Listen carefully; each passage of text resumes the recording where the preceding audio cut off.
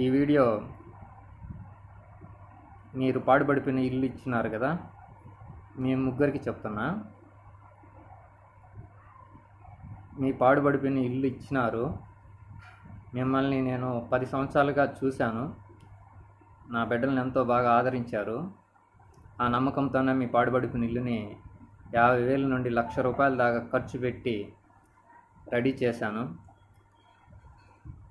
ఎన్నేళ్ళు ఉంటే అన్నేళ్ళు ఉండండి, బాడిగ లేకుండా ఉండండి అని చెప్పి నమ్మబలికి లేని అప్పుని సృష్టించి నీ పాపకి పెళ్ళి అని చెప్పి పలుమార్లు నా బిడ్డల్ని సతాయించి టార్చర్ చేసి నా భార్యని కొట్టి రాత్రి పగులు నిద్ర లేకుండా టార్చర్ చేసి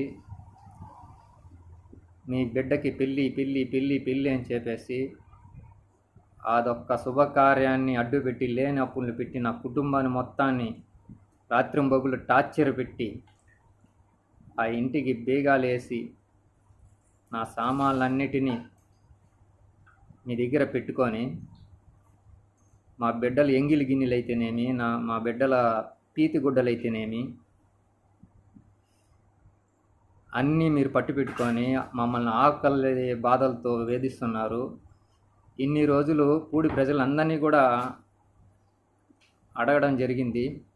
కొంతమంది మారి వాళ్ళు ఎలా జరిగింది, ఏం జరిగిందో వాళ్ళు చెప్పడం జరిగింది. కానీ మీరు మాత్రం మారలేదు. నా పరిస్థితి, నీకు రేపో మాపో మీ కూతురికి ఒక కూతురు, మళ్ళా ఒక 2 ఏళ్ళ తర్వాత ఇంకో కూతురు, మళ్ళా 2 ఏళ్ళ తర్వాత ఇంకో కూతురు, ఒక 3 కూతురు పుట్టారంటే వాళ్ళకి వాడుకోవడానికి మా పాప పీతుగుడ్డలు పెట్టుకున్నారా? మీరు ఎంత అన్యాయంగా మీరు చేస్తున్నారంటే అంత అన్యాయం.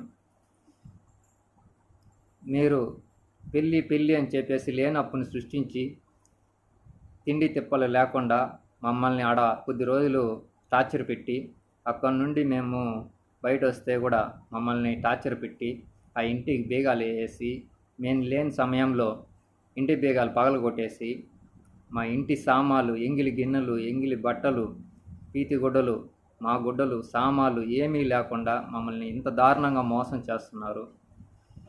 ఇదే పరిస్థితి నీ కూతురికి ఎదురైతే మీరు ఇదే విధంగా చూస్తూ ఉంటారా?